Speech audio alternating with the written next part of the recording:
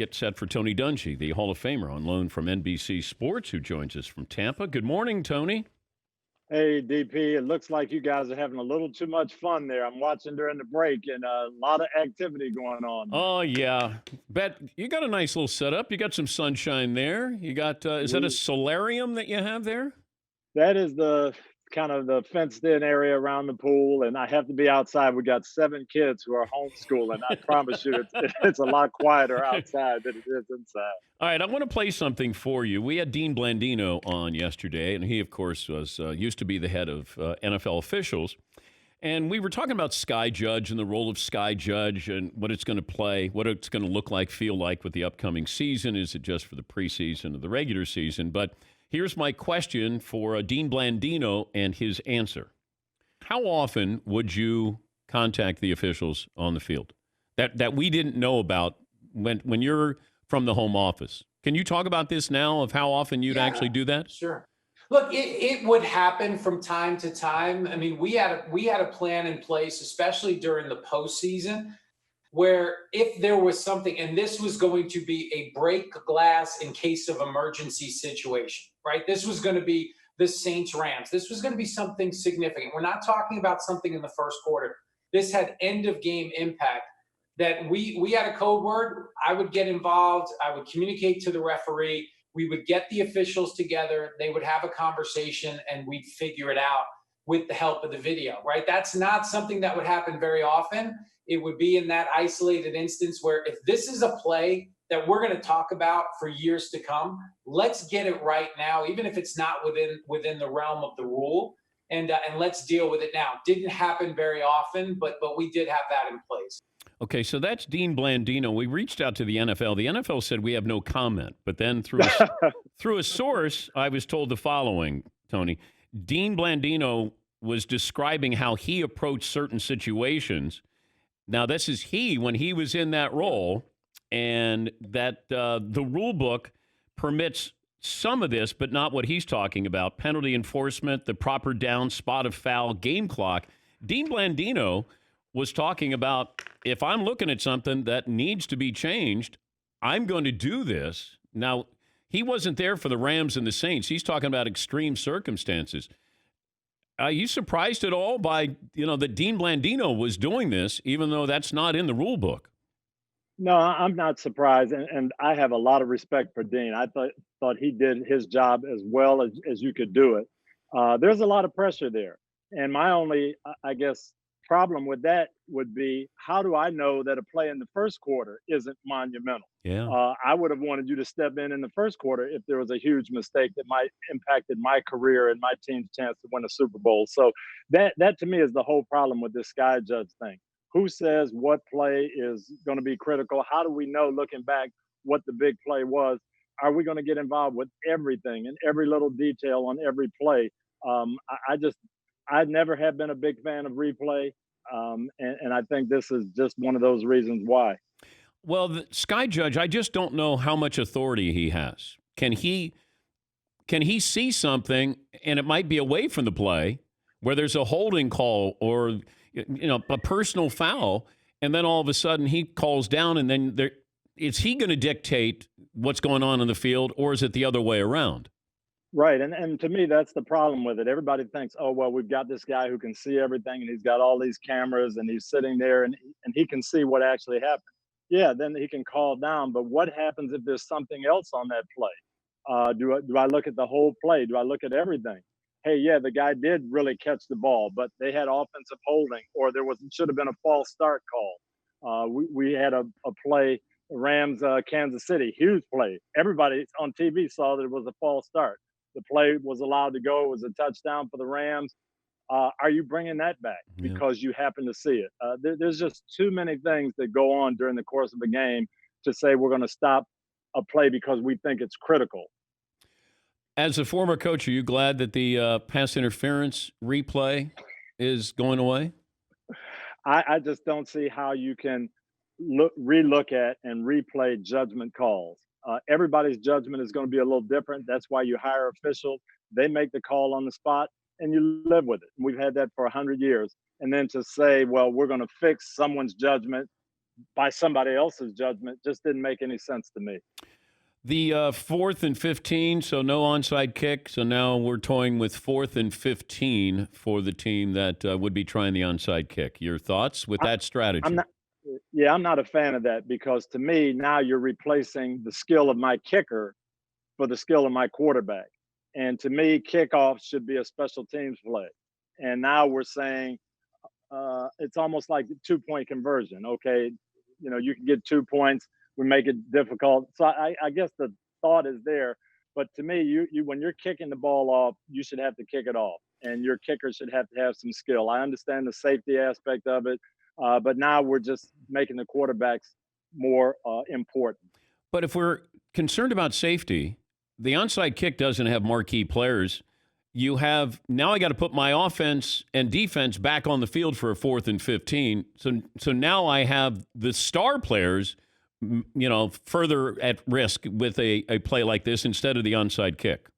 Right. To me, if you're worried about safety and kickoffs are dangerous, then take kickoffs out of everything. Just start the ball at the 30-yard line when the offense gets it. Now I'd be more in favor of this 4th and 15 play. Hey, I can give the offense the ball at the 30-yard line, or I can have a 4th and 15 from my own 20, and I'll take my chances every time out. But don't have it be a special teams play part of the time until it really gets critical, and then turn it into an offensive play. I see right through you, though, Coach. You're being phony, because this comes down to Devin Hester, and you just don't want Devin Hester returning. Kickoffs are very dangerous. There's a lot of danger involved. Maybe we should take them out of the game. But do you realize Devin Hester would not be a borderline Hall of Famer in today's game, because we're trying to get the kickoff out of the game? All these great return men who made names for themselves, we won't have that anymore in the NFL. And that's hard to take. This is such an exciting part of it. And to see those guys who could go the distance, and you had to plan for them, and you're trying to kick away from them and kick to the corners and squib and all those things. To me, that was an interesting part of the game. And knowing that Devin Hester, every time back there, had a chance to take it to the house, people were watching. Now, kickoffs, basically you go get your coffee or your snack and wait for them to spot the ball.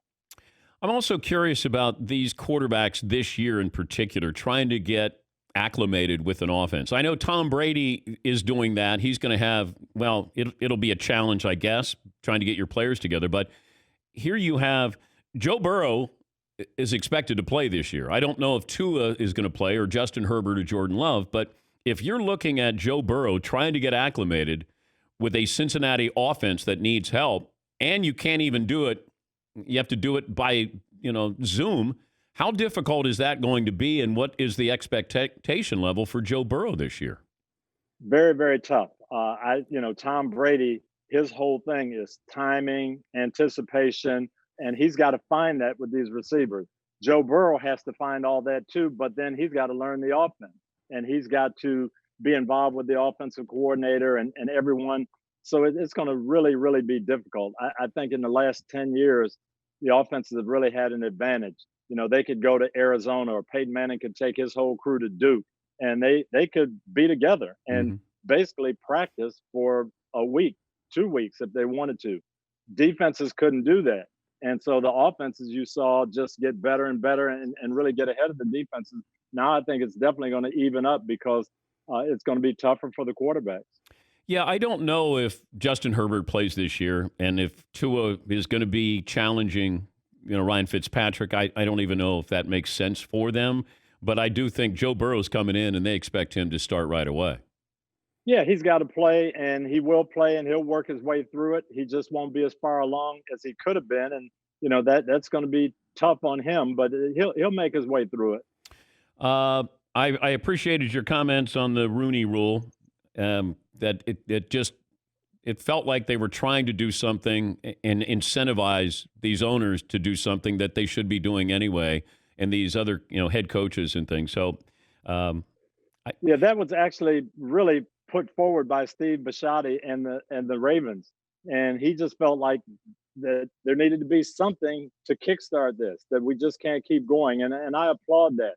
The one thing I don't think they really thought through was all the ramifications of it. And if I'm a coach who gets hired, I don't want people feeling like they have to help me. And that would have been the case with these extra draft choices. I got the job and now I'm going to get extra draft choices. That wasn't the intention, but that's the way it would have come off. And I think that would have been difficult. But you waited a while. You certainly had success as a defensive coordinator. You put in your time, but do you think that process could have been sped up for you to get a head coaching job? Yeah, I think there were a lot of owners who were looking for a certain type of coach. And not everybody thought that my type of coach could be successful. Some of it may have had to do with race. Some of it might have been my personality. Who knows? But I think that unknown is different. I'm the same person that I was 25 years ago. I could get a job much easier today, even though I'm not as qualified. I've been out of the game 12 years. But being known to these owners makes a difference. And somehow we've got to get them to understand that the unknown is not all bad. And there might be some quality gems that are unknown to them if they investigate a little bit. Yeah, I just was curious about Eric Bieniemy because if Matt Nagy is qualified for a job, then why isn't Eric Bieniemy? And I don't mean to single out Nagy, but I got a guy who just came off a Super Bowl with one of the great offenses we've seen in recent memory, and why he didn't get a head coaching job, I'm not sure. Yeah, well, it's not new, Dan.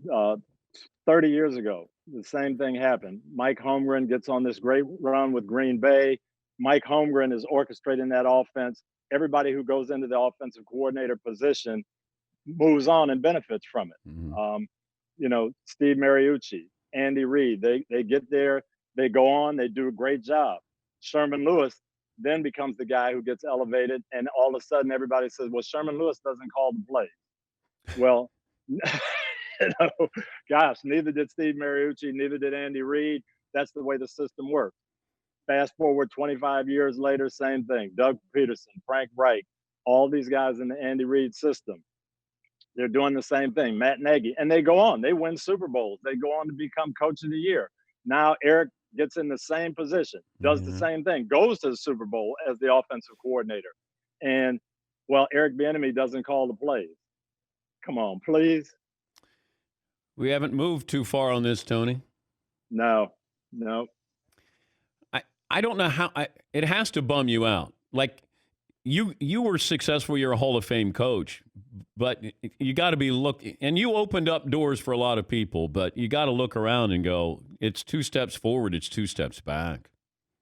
Well, and Dan, that's what really bums me out. I hear these arguments about the pipeline, that we don't have enough candidates in the pipeline.